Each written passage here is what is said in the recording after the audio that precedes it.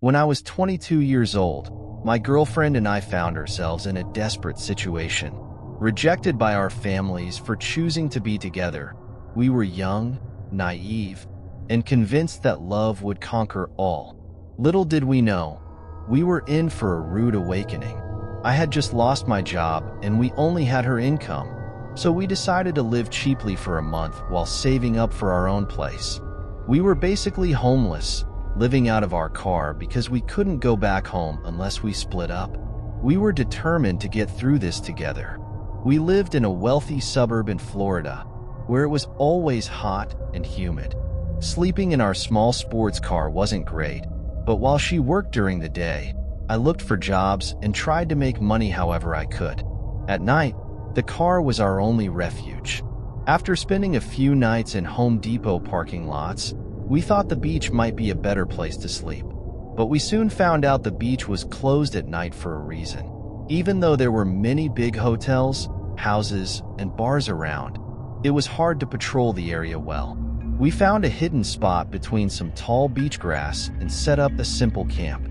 We kept most of our things in the car and tried to look like we were just a couple who had fallen asleep while stargazing. This worked for about a week, and if things weren't so tough, I might have actually liked sleeping outside. One night, a police jeep almost spotted us with its spotlight. Luckily, we looked like ordinary people. I'm a clean-shaven, average-build white guy, and she's a small white girl in nice clothes, so they didn't think we were homeless. But that was a close call we should have taken seriously. 2 days later, we went back to our hidden spot near the beach, about 30 yards from the water. Everything seemed fine until I woke up suddenly at 3 a.m. After drinking some water, I noticed two people down by the shore.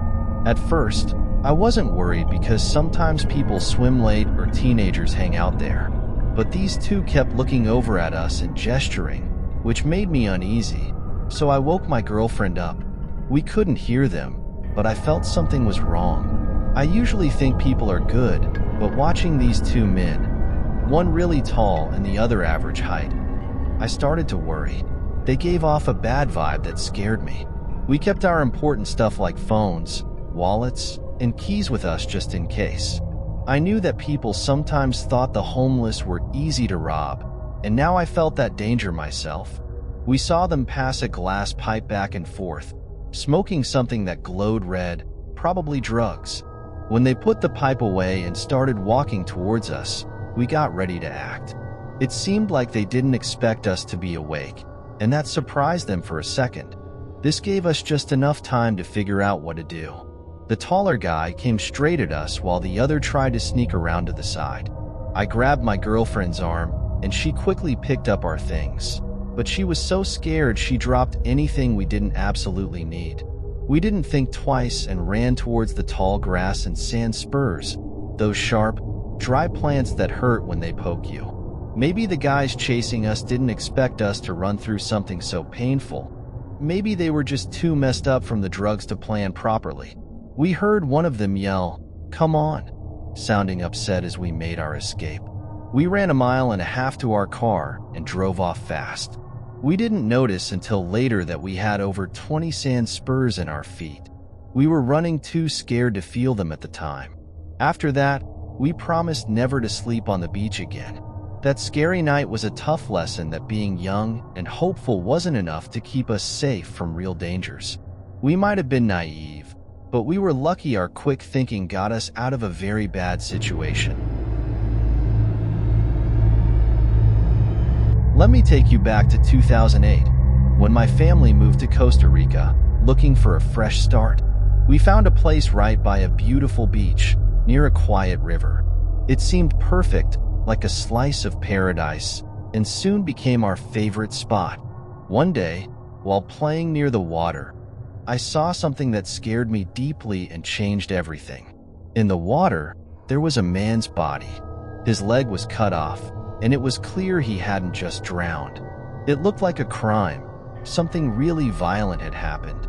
That day, the beach I loved turned into a place of fear, and it showed us that even the most beautiful settings can hide dark secrets.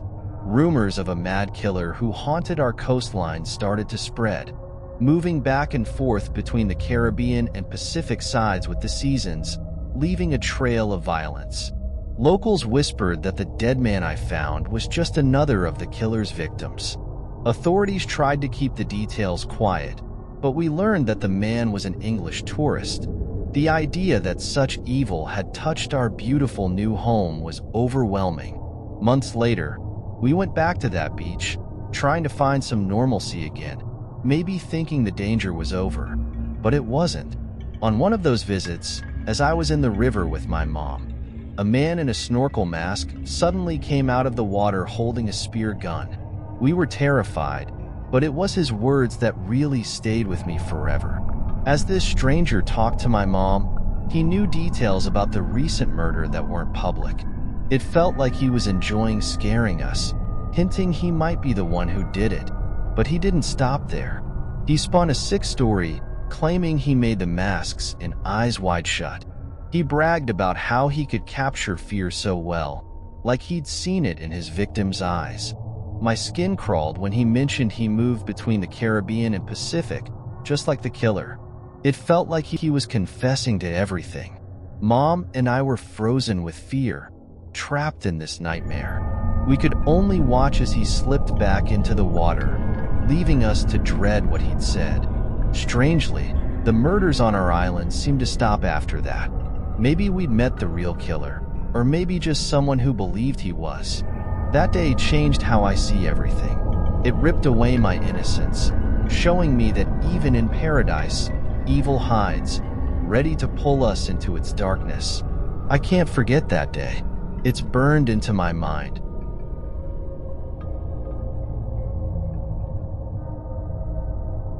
It was a sunny day in Montego Bay, Jamaica, and I was just 8 years old, enjoying a family vacation with my parents and younger sister.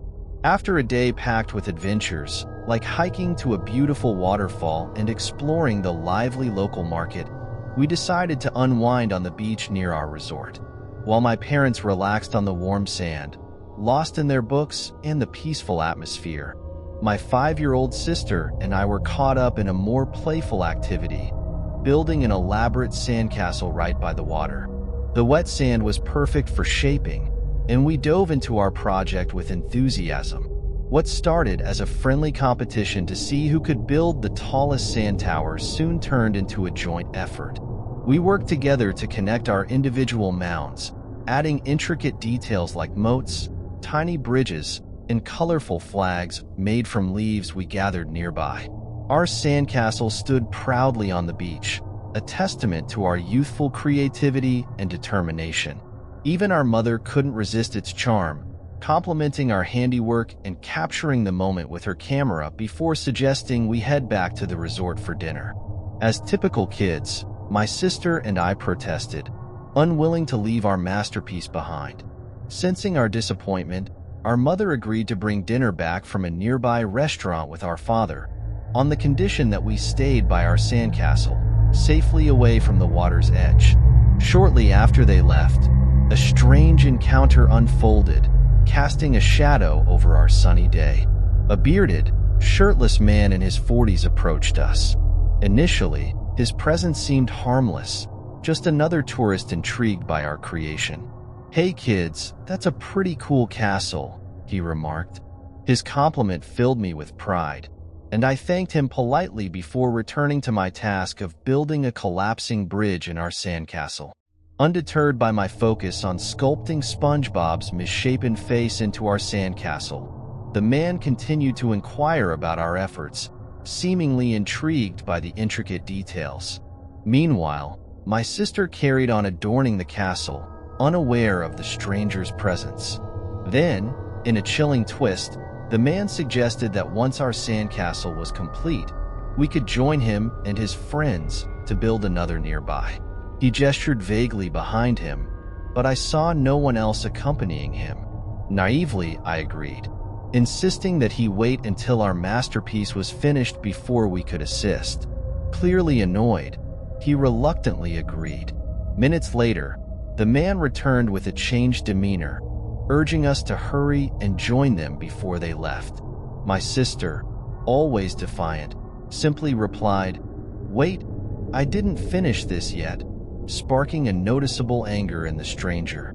At that critical moment, a younger woman, possibly in her mid-20s, jogged over from a nearby area, potentially separated from a boyfriend or companion. With a warm smile, she greeted us, asking about our well-being. Taking advantage of the opportunity to showcase our creation, I eagerly described every detail of our sandcastle, relishing the idea that several adults appreciated our efforts. The woman engaged us in conversation, complimenting our work while pointedly ignoring the man's presence, much to his obvious frustration.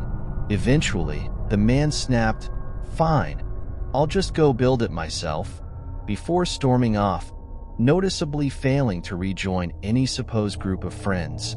The woman stayed with us, making small talk until the man had left, then bid us farewell and rejoined her companion, leaving me to ponder the strange encounter. When our mother returned with our meal, I eagerly recounted the story of how so many people had admired our sandcastle masterpiece. She praised our accomplishment, taking a few more photographs while gently reminding me about the importance of avoiding strangers.